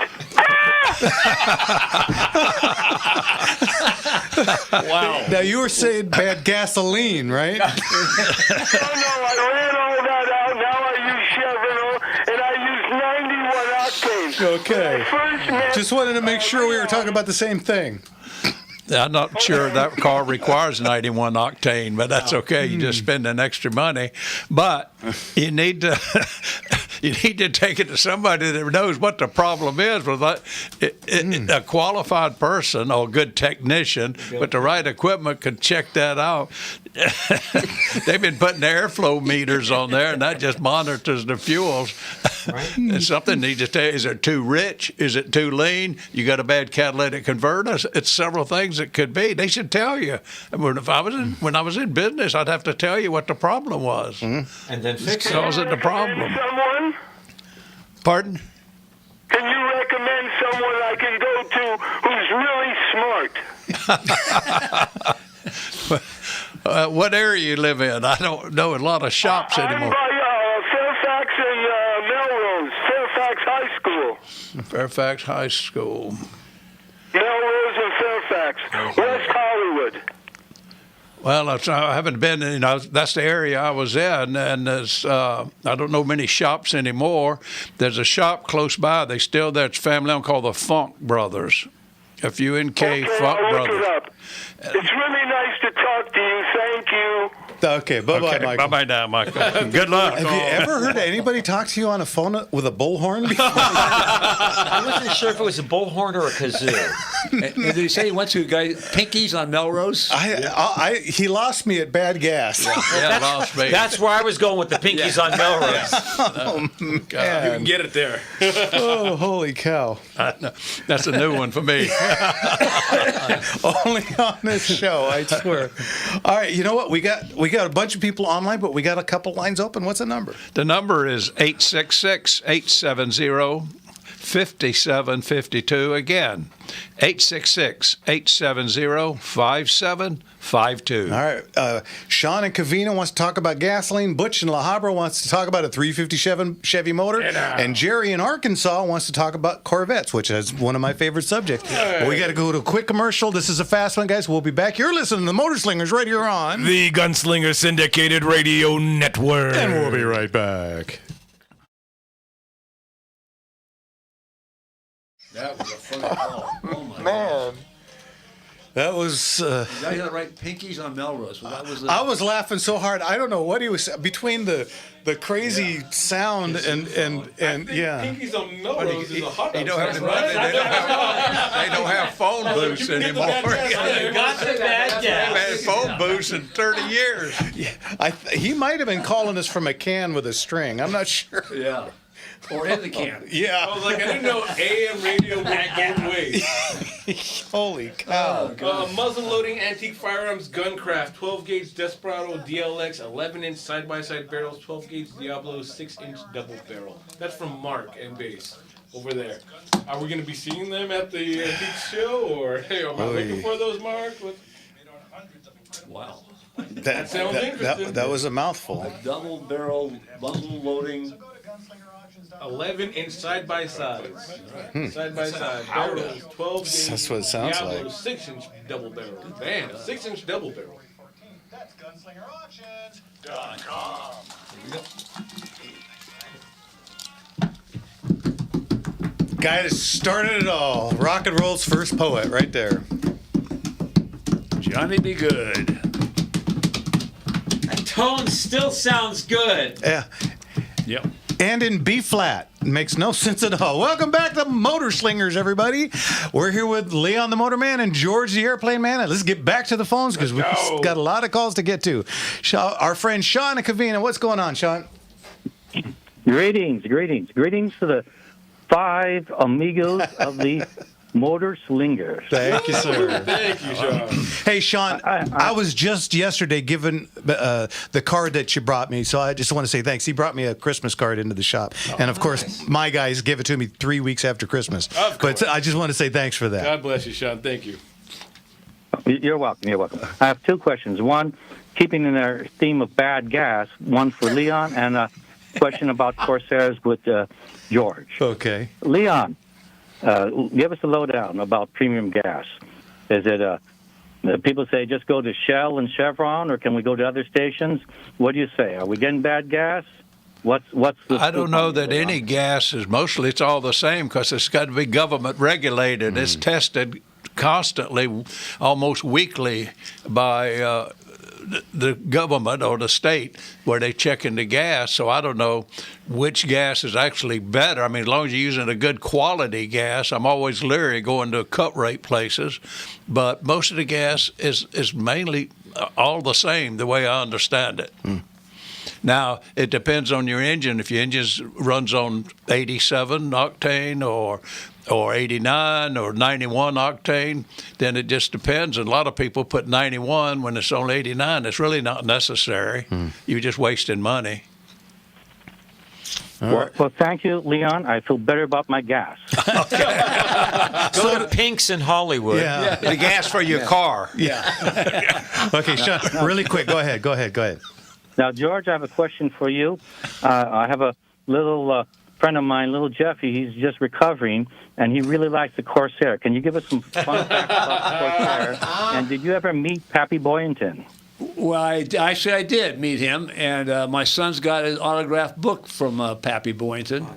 He was a very interesting guy, and the stories you hear about him, from what I understand, are very, very true. He was a kick-butt kind of guy and wouldn't take crap from anybody, so he earned his way up the hard way. Oh, very cool. You know, a gentleman, real quick, a gentleman sent me a whole thing on Corsairs and asked me to bring it in for tonight. And like an idiot, I left it at the shop. So I'm really sorry. Next time, I will make sure, next time you guys are on, I will make sure and bring that. But I forgot it. I'm sorry. Go ahead. So anyway, the Japanese referred to the Corsair as a bent-winged devil. And it really tore through all those Japanese Zeros. It was a much better fighter than the Zero. Yeah, and just a beautiful airplane. Yep. Okay, Sean, we got a bunch to get to. Thanks. Oh, one more thing. Real quick. Okay, George, in the soccer war between Honduras and El Salvador, would you rather have been in a Honduran Corsair or a Salvadoran P-51? Say to Jeff, it's the Corsair. He likes it. I would probably take the Corsair only because it had a round engine and one little bullet hole through the cooling system where the Mustang will put it down. And the Corsair is much better for battle damage to keep going on. Oh, you go. Okay. Sean, thanks as always. We'll talk to you again. Thank you very much, and you made little Jeffy very happy. Thank you. Not sure I like that, but let's get to Butch in La Habra about a 350 Chevy. What can we do for you, Butch? Evening, Butch. Hey, good to hear from you again, Motorman. Thanks, Butch. Yeah, I got my same old 350 Chevy. Good motor. One of the best motors, the whole small block. Prior, in my early days, and we did engine swaps, it was all Oldsmobile and Cadillac engines. So we put on all the early Fords. And then when the Chevy come out with the small block in 1955, that was a winner. Man, everybody, because lightweight, everything was just and the whole small block industry Chevy did, with Duntov just did an outstanding job building that engine and developing it. That was a 265? 265 was the original. Then it went to 283. 56, they switched. You get a high performance. They did have a few 283s, I understand. And then it went to all 283s in 57. Fuelies. Well. No, fuel injection. So it was good. It's still a good motor. 350 to 400, It was all great. Probably, in my opinion, one of the better engines, best engines built. Okay. I'm glad I decided to put that in many years ago. It's got 222,000 miles on it now. Wow. And sometimes in the morning, usually first 3 minutes, it has a miss, a spark plug miss. I know which spark plug it is because I got to clean it once in a while. But after about 3 minutes, it clears up and then it runs fine. Is it carbureted or fuel injected? It's carbureted. It's got a Holly, one of them. Holly. Edelbrock manifold, of course. Old school. Sounds like a spark plug problem if you got that many miles on it. Is the spark plug fouled out when you take it out? Is it all saturated with oil? Oh, no. When I check it, sometimes it's just black. But well, that's running too rich. That if it's just black. That's just one plug. No, it's just one plug that does it. I know which one it is. Okay, should I give it a bigger gap or less gap, or a hotter plug or a colder plug? That doesn't make any difference. Really. The hotter plug, if he was using oil, burning oil. If it's black, it's usually from gasoline. It's not burning. Either you got a bad valve or something that's letting the fuel's not being burned completely in the cylinder. How about valve guides? Could be valve guides. Have you had a compression check? No, I haven't. I would get a compression check on one cylinder. In fact, I do it on all the cylinders, and if that's low, then that's your problem right there. Yeah, 'cause I run 2050 and always been running Hyperlube, like you've always said. Great stuff. I always listen to you. Well, thank you. I appreciate that. Yeah, I missed the radio show, but I enjoyed it. 44 years. No, just... Hey, my old 70 Chevelle is still running great, that old 350 in it. I've redone everything mechanically on it possible except the body. I painted it flat black with red SS stripes. Flat and black? All the emblems red.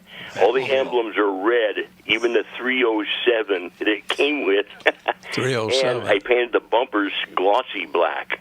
Shiny black bumpers with red stripes on a flat black. Pretty odd looking. It looks like a ratty rod. Okay, and what is the driveway mechanic's favorite cocktail? A driveway mechanic's favorite cocktail. What was it?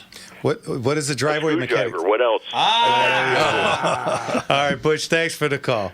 Oh, I got a question for George. Make it quick, because we got more to be. George. Yep. Okay, George, you know about the P-61 Black Widow fighter plane, World War II? Yeah, okay, the what armament did it come was with? a night interceptor made just for that role, to go in at nighttime and shoot down enemy airplanes. Yes, with the armament and engines they had.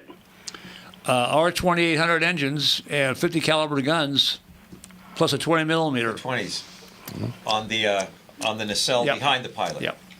All right, there you go. All right. Did you hear that it actually over New Mexico in 1947 it shot down a UFO at night? You ever heard that story? No, but I don't drink that kind of whiskey. But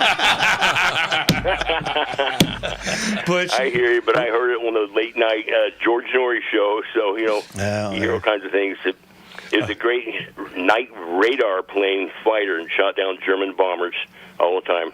There you go. Yep. All right, we got to go, Butch. Thanks for the call. We'll talk to you later. Let's quick jump over to Jerry in Arkansas. What can we do for you? Evening, Jerry. Well, I want to call about that guy that called me the 79 Corvette key issue. If he can find an old school locksmith, the guy can come out there with what they call a soft blank, and he actually wiggles the key and then files it, wiggles it, files it, and he can get it all. He can get him a key right there on the spot. Oh, good to know. And the other thing, is you just had a guy call in about fuel. I used to be a fuel truck driver. I am a truck driver now, but I used to drive fuel. Mm-hmm. And the key thing to do with that is, because most gases, like you say, are all the same, just different additives for companies. But go to a fuel station that gets a lot of business, because it's the condensation that gets in the tanks that aren't used a lot is what actually screws up the fuel. There you go. All right.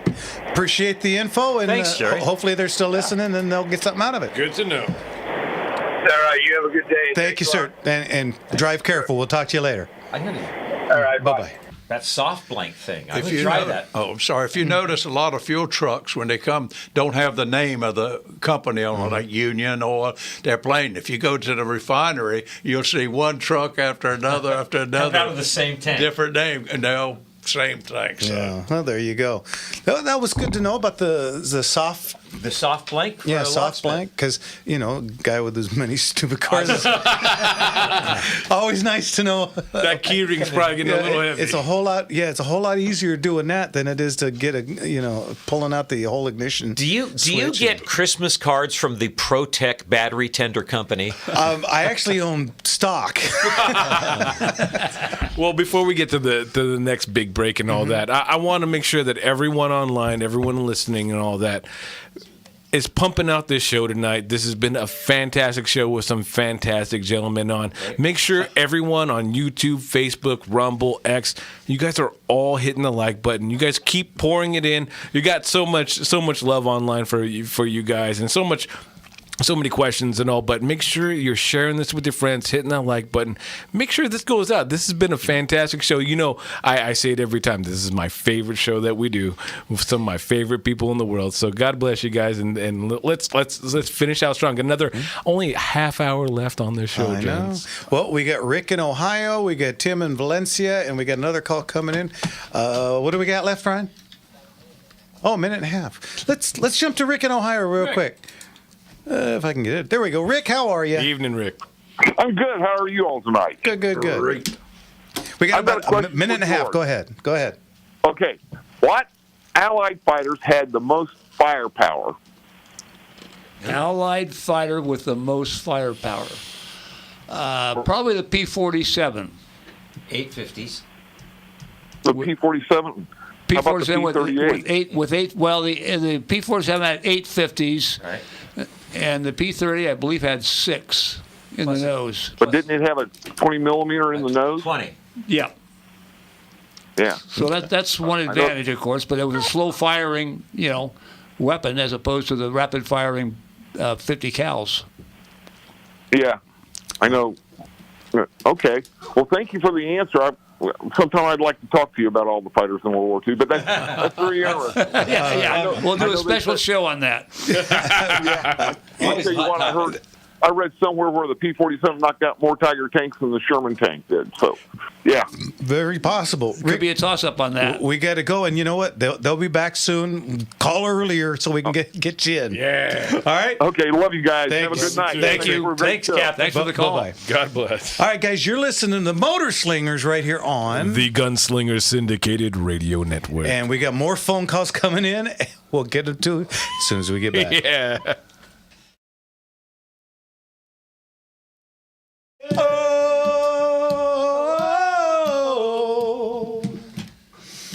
Boy. Let's see. Robert wants to talk about a Jaguar mechanic, and What happened? Is your screen looking weird on that? Because I remember you said the guy just said West instead of West Hollywood. Yeah, it just said West. Everything else is okay. Because, yeah, it's not calibrated, so could I just step in real quick? Yeah, go nuts. Yeah, is this it? George, have you Don't hang ever up on witnessed anybody. the shock diamonds behind a F-35? I've seen it in pictures at Is there a Long Beach keyboard? Airport last year. Not Had that I'm no aware of. idea I caught it. What a treat. Seen it in a rare afterburner mode.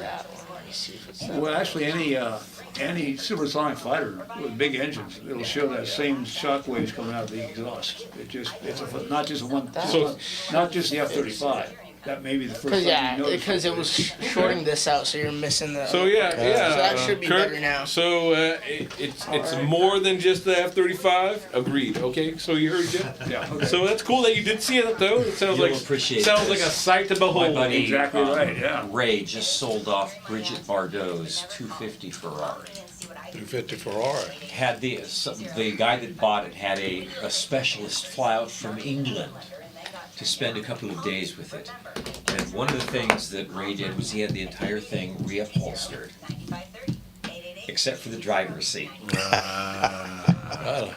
It's borderline. Yeah, it's kind of funky. Yeah. So is the seat at this point. Yeah. Well, maybe more than that. Yeah. Into the hot dog. Yeah, in Hollywood. Keeps I'm coming, just gonna stop it keeps coming back to that, doesn't it? It seems to. Oy, oy, oy. That's what I said.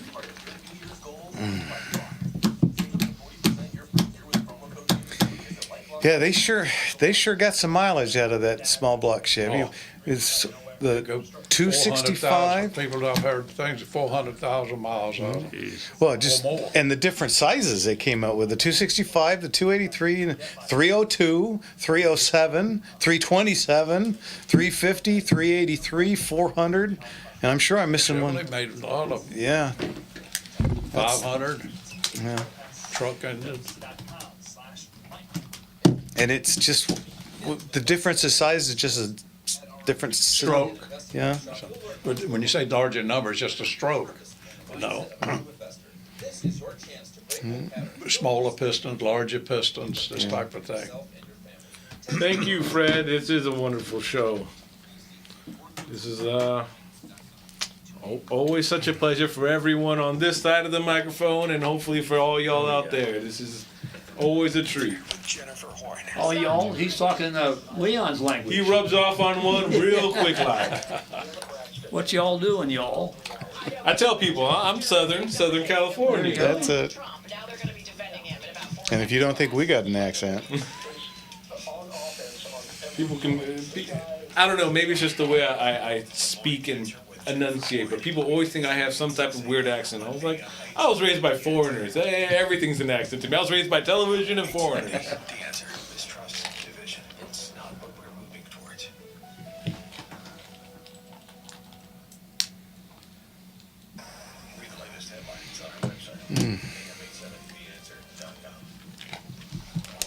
Oh, here we go. On my 409, she's real fine. My 409, my 409. Well, I weighed my pennies and I saved my dimes. Giddy up, 409. Before I knew there would be a time. Giddy up, 409. Good motor. When I would buy a brand new 409. Welcome back, everybody, to Motor Slingers right here on The Gunslinger Syndicated Radio Network. You always know a 409 by the crazy head covers. I love that engine. My first drag boat, I used a 409 engine. Did you? Oh. That's a great motor. Great motor. Try and find one these days. Man. You know, it's weird. Motors are kind of like when you want one, you can't find one. You got to spend a fortune to get one. But when you've got one, nobody wants it. It's like anything. Yeah, it seems to be. All right, let's get to Tim in Valencia. Tim, what can we do for you? Oh, hey, this question is for Leon. Well, it's for all of you, but I'm curious because I've been following along, with development of engines and how you've got so many new types of engines, and you got so many new types of fuels, and now you got all these different battery technologies, this new sodium technology, the hydrogen, the Toyota with the hydrogen. I was just wondering what Leon thinks is going to prevail in all of that. Boy, I don't know. That's an excellent question. But the electric cars are they're not very popular. They're dropping off. Ford's laying off a bunch of employees in the electric division. They stopped the pickup trucks, the Ford trucks for not electric. And what was that? People aren't buying them. Yeah, they just. It's not. I just think so far, in my opinion, the internal combustion engine is going to be around a long time. Now, hybrids, I think, are super good, and I think they've been proven to do very well. I prefer a hybrid over a full electric vehicle. If you're looking, but the internal combustion engine is going to be around, in my opinion, part out for a long time. Oh yes. Yeah, I feel a lot of it's political as well, and that's kind of driving all of it. But it seems to me that it's got to be practical for people that live. Not everybody can use something that only has a range of 100 miles. Yeah. That's right, and you don't charge quick. I've said this before. Harris Ranch is halfway between here and San Francisco, and they've got like 20 charging stations there. There's no electricity in Harris Ranch up there. If you go behind the gas station, there's huge diesel engines making electricity. Oh yeah! Charged. Oh Lord! Wow. So it's still made by gas and all the fuel. Just to make the batteries and take all this, it's just all the vehicles it takes, the working vehicles, just to get the battery material out of the ground. Internal engines are going to be, they don't work well. Yeah. No. Well, what do you think of the hydrogen? I don't think much of it. I mean, they've tried it. It's been out for quite a while, hydrogen vehicles, but it's not sufficient enough to take long trips, to go anything, to put hydrogen. Honda's tried it. Several companies have tried with the hydrogen, and it works, but I wouldn't have one. They want it. Well, thank you. I value your opinion on that. Thank you. All right. Thanks for calling. Thanks, Tim. Okay, bye-bye. Speaking on that last point, if you're seeing an emergency charging, a portable charging station and all that, it's a gas-powered vehicle towing a diesel-powered generator, and it's like look at the purpose that you've created. You've created actually more job opportunity for gas-powered vehicles. I think electric vehicles are excellent if you're going to use it just around town. Just to go to work and back, charge it when you get home, not have to buy fuel and all that. But if you're going to start taking trips, and it bothers me. On my show, I remember one time a guy called, and he had bought a Tesla, and he says, I drive in Vegas, but I gotta stop and get it charged. And he said, I've gained so much weight since I bought that car. Because every place has a charging is a restaurant, and you got to go in there and eat for an hour and a half before it gets charged. Another point is that every time a Tesla gets towed, it's towed by a gasoline-powered truck. That is correct. Seems like. All right, let's get to Robert in Sherman Oaks. Has a question about a Jaguar mechanic. Robert, what can we do for you? Hey guys, how are you? Looking forward to seeing you in Vegas. We'll be there. Yeah, I did it just because I want to see all the stuff. Oh yeah, Leon, I have a 2016 XK Jaguar. Nice car. Yeah. Do you know what my problem is? Is I need to find a mechanic that's not the dealer. You know anyone? It's going to be hard to find. George and I has a friend, Dustin. Yeah. Dustin, he works on a lot of Ferraris and stuff like that, but it's just a one-man operation, and it's just trying to get, and he's an excellent technician, but You know, it's hard to find, and usually this is a problem now. Most independents are going away, can't keep up with all the electronics and the cost of the electronics. Even when I was in business, you know, at the end, you know, around 2000 when I sold it, it's just spending a fortune just to diagnostic equipment, just to test them out, not to find out what's wrong, but it's just time. And so the dealer is probably the only one that I recommend right now. I got this. They gave me an estimate because it's like, oh, you need like brakes and you need shocks, and then I had to put coolant in it. Turns out I couldn't go to Napa. It cost me $114 for 5 quarts of coolant for this thing. Well, it's special coolant they use because it's got aluminum engine, so some special coolant. There's a lot of new cars coming out today. Orange something or another. Right. And this is something my dad gave me, and I'm like, it's a great car, but I have multiple cars, and I'm like, is it worth keeping this thing? Well, that's a personal thing, you know, if you want to keep the car or not. But you got to worry about getting it fixed and worked on, and that's getting very scarce today. My son is a Snap-on tool salesman, and technicians are getting far and few between. Yep. No, let me know. I'm the one I called you about. I had valve number 7 stick in my 1934 Packard. 34 Packard. I know that car. Beautiful car. Yeah, I've been messing around with this, and it's just like, oh, it's knocking. I don't hear it. I have a bunch of unicorns as cars that are driving me nuts.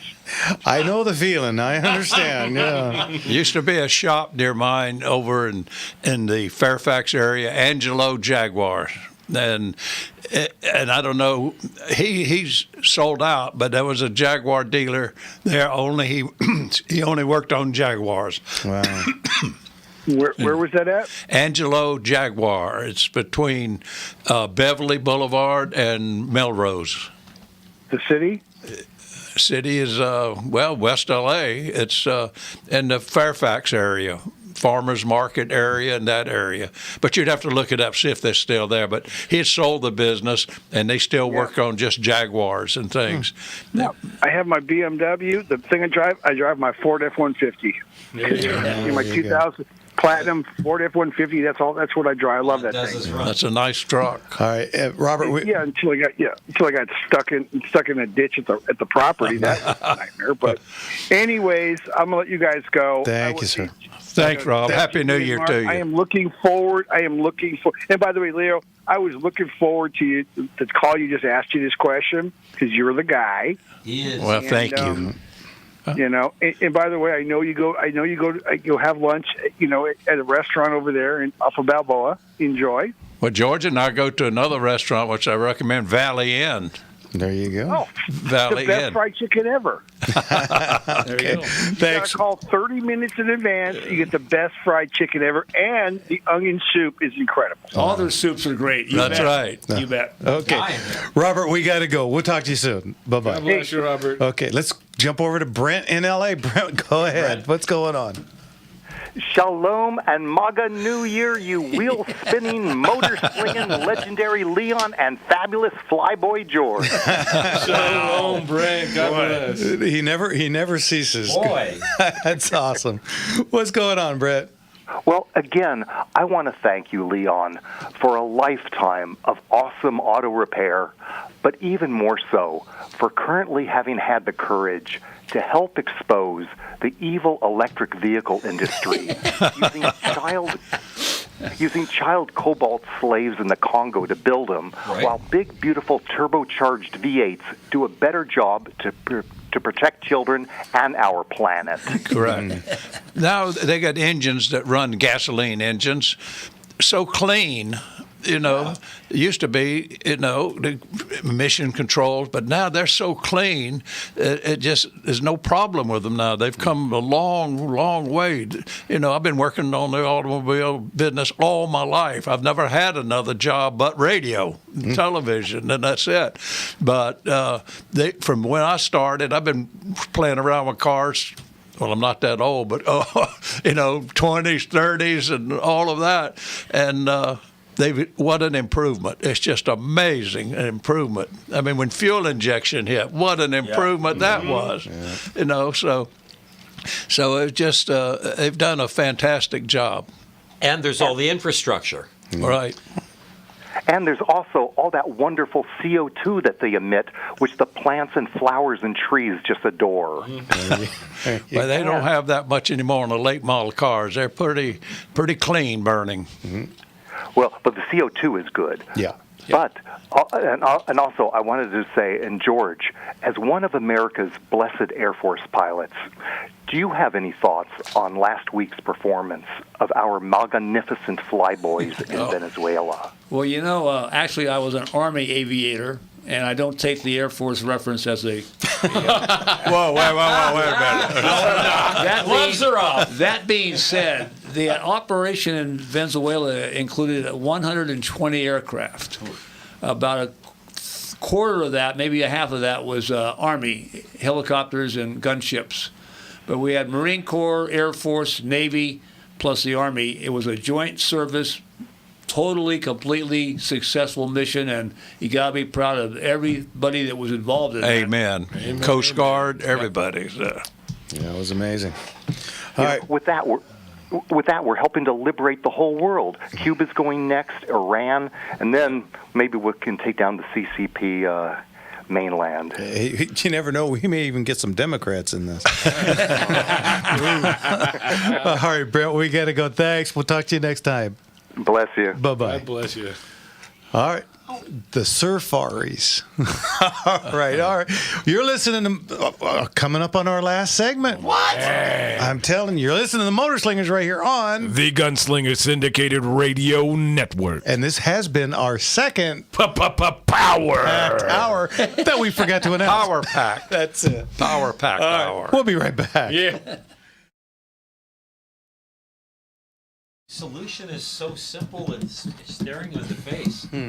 Replace it with the Chevy engine. There you go. That's what I do with all my cars. You were the inspiration for that thought. The Jaguar question, I sent you a link. My buddy has like 16 Jaguars. He loves them. He's got them from 60 to 92. So he sent me where he takes his stuff in Culver City if you want to share it. Okay. Hey, there you go. Look at that. See? That's why we're a team, folks. The hive mind. Import Motorworks? Yes. Is it? Okay. Yeah, it's in Culver City. Okay, I will do that.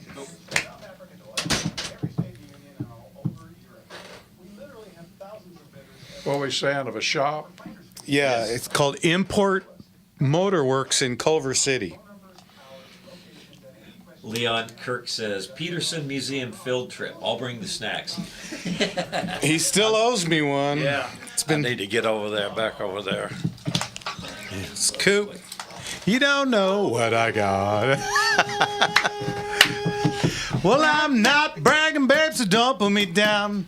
But I got the fastest set of wheels in town. I did for years. Some come up to me. I still got mine. Got a set of wings, man, I know she would fly. She's my little disc Coop. You don't know what I got. Welcome back to our last segment. Holy cow. Holy cow. Really quick, Kevin just sent this in to me for the Jaguar guy that called in. Import Motorworks in Culver City. Give them a call. Let's see if I can pull up a number. It's 213-431-0134. So Import Motorworks in Culver City for Jaguar issues. And tell them the Gunslinger sent you. I know the shop. They've been there a long time. Okay. So tell them the Motorman sent you. Yeah. Let's get to Edward in Riverside. What's going on, Ed? Well, glad to hear you all, and Happy New Year to Leon and George. Thank you. Thanks for coming on. Amen. I have it's a recent acquisition, 1998 Mercedes-Benz E320, and I've had a couple, just two, rather scary non-start episodes when the engine would crank, fire, and then quit right away, like 10 times, and then it would just fire up and go. And I'm wondering if you have any clue as to what that would be. I just last night came into possession of a full manual set for the car, and somewhere in the stuff I've been reading, I saw something about the not operating a cell phone or a radio telephone or any kind of a radio inside the car unless it has an external antenna, because doing so could interfere with the ignition. Well, I'm not familiar with that, but the fact it starts and cuts off, which that would be easy to diagnose to me, whether it's fuel related or electrically related. It's just only two things that would cause that particular problem. Mm-hmm. And so, well, it does that.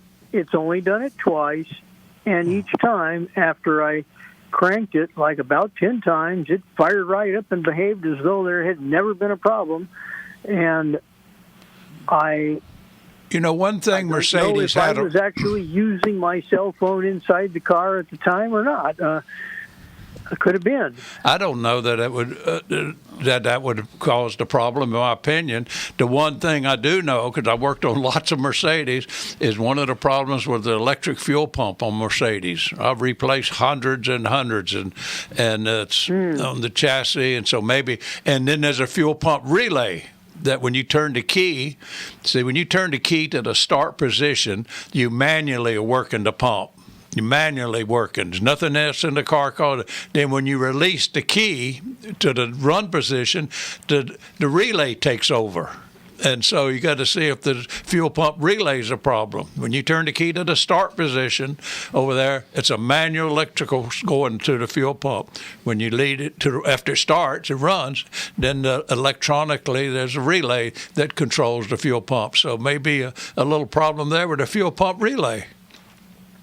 Interesting. I know that when I've heard that when this has happened, I have listened very carefully, and each time I turn the key on, it doesn't, and it's not starting. I can hear the fuel pump going boot for a very short period of time, but I can hear it boot. So it's the fuel pump is doing its job during these episodes. It still could be a relay problem. Okay. That's been the most common, and they have had some fuel pump problem with Mercedes, the early Mercedes. Right. And yours is not that early. It's a 98, so it's still basically, a fairly late model car. It's not, here we are in 2026. Yeah. So. Right. How'd that happen? All right. Hey, Ed, listen, we got another call to get to. Thanks, and we'll talk to you again. Good luck, Ed. Okay. Bye-bye. Let's get to Debbie in Whittier. Has another Jaguar question. What can we do for you? Evening, Debbie. No, I have there's a Jaguar place in Downey, or I don't know if it's still there, but I've purchased something there before, taken my dad's car in there before. So, where did that other gentleman live? Is he deep in L.A.? He was in West L.A., yeah. Oh, okay. Well, hopefully that other place works for him. I do have, hi, Leon. You guys are great. I think, you know what, when you don't get calls, I think because we just love listening to you. Banter and your knowledge. I'm just speaking for myself and my dog, but I think because, anyway, it's a great show. You do a great job, Leon and George. It's always nice having you here. Not that it's my choice, but well, I enjoy it, and I love you all. I really do. And miss you. Yeah, it's great having just your expertise, your knowledge, and I'm not even a plane person, but I love hearing about the planes, too. You got such a sweet voice. I think I'm in love with you. Oh, you're so sweet. I have nuts. I shouldn't have been eating while I was waiting. I was like, oh, no. No, I got to. But thank you. Also, I didn't want to say this on the phone, really, but I have an old Volkswagen bus. Where do I start? It's my daddy and I used to run around in it. It was his. He left it for my son. My son got killed in a car accident, and I have had it for a long time in the backyard. Rusty, hasn't started in forever. Oy. That's a valuable car. I don't know that I'd try. Yeah, what year is it? I think it's a 64-ish. Well, what city are you? You're in Whittier. I am. I know a guy. He's on Arrow Highway. He's right around the corner from my old shop. His name is Tim, and he only deals in vintage VWs. Really? Yeah, he's on Arrow Highway just east of Grand, and I think it's VW something, but his name is Tim. Look up VW Mechanics in Glendora, and he'll pop up. Really? Good guy. Well, I know there's a couple around here, actually, but I don't know who they are, like to refer, Mm-hmm. You just Leon, you know anyone out here? Not right offhand. You know, so many shops have closed up. I used to have a list of all the shops, not all, but a lot of shops around. And a lot of them have gone out of business and changed, and so I haven't kept up with them now. But they are new I just stuff. found a list of all the junkyards that talk about Arrow Highway, right, Jeff? Yeah. Oh, yeah. You remember? Yeah, 'Cause I used lots to of pick apart build and pick motorcycles your part. and cars and so Once upon a time. Harley. I know, but I know. So I just love your car stories too. But anyway, of course, you'd start with the engine. Would you start with the engine, Leon? Well, it's a Volkswagen bus. Mm-hmm. Yes. And it's just sentimental. I mean, Well, there's parts for that. The good thing about that vehicle is there's a lot of people like to work on those, and they're very collectible cars. They are. I've had a lot of offers. Yeah, the Pomona Antique Car Swap Meet has a whole section just for VWs now. If you remember, is it a standard shift, a stick shift, or is it the automatic? I used to drive it. It's stick. Okay, good. That's good. The automatics were bad. Yeah. That's the one you put your hand on the stick and it went as a clutch. Right. But again, would you focus on the engine first before you? Well, what I would do, first of all, to be honest with you, like Jeff says, I would take it and first of all, don't even think about anything till you have the vehicle completely evaluated. Yeah. Go and pay. It may cost you $100, $200, but I want to know with brakes and what. And then once you get a list of everything that it possibly needs, then you can take it step by step by step. I'm not saying going to the engine. If you go to the engine, maybe the front end's all rotted out. I mean, you just don't know. They are right. No, that's absolutely true. There is a lot of rust, and I haven't had it covered or anything. So, but I don't know. Maybe one day I will get it on the road. Well, don't worry about getting on the road. But that's not why. It's not because it's worth a lot. It's Tow it to a Volkswagen specialist, or anybody will know it because they're simple cars, and just tell them you want it evaluated. I did that in my shop for years, just from bumper to bumper. Just tell me if it needs brakes, it needs that, then you can figure out how much money you have to spend on the vehicle, or what needs repairing first. From headlights to tailpipes. Yeah, the floorboard would help, right? If you could even step in. You can see the ground. Yeah, unless you're Fred Flintstone, Those cars did rot out. Guys are awesome. Jeff, you're feeling really good now? You're feeling better? Feeling real well. I actually went and shot a shooting match today, so I'm doing good. Thanks for asking. You did well. But you only did 3/4. I shouldn't say only. I mean, great. 4 out of 6, but it was more of a time thing than anything else. Yeah, I had to get back. Okay, you guys. Well, I don't want to hog up all your time, but I really enjoy listening. So thank you. Have a great evening. God bless you. Happy New Year. Bye-bye. Same to you, Betty. Oh boy. Bruce in Lakewood, I'm really sorry we don't have enough time to get to you. Call us back first thing next week, and I promise we'll get to you right away. Okay? I want to thank Leon and George, of course, Mark and Jimmy, everybody in the booth, and especially all the callers. We had a ton of phone calls. Yeah, we did. Well, And because phone calls make the show. Go ahead. Well, first of all, I want to thank you, George, and I'm sure saying the same to thank you for having us on. We enjoy it. George is an expert in airplanes, especially antique airplanes. I've been a pilot for years. I don't know anything. I have to talk to George. All right, George, quick. We got about 10 seconds. I love all you guys out there. Any airplane calls, call it again. We'll be here in another 6 weeks. Maybe we'll be back in here. We'll have you back soon. Want to thank everybody. Good night, everybody. Happy New Year. God bless you. Happy trails. Very good. Don't forget to smile.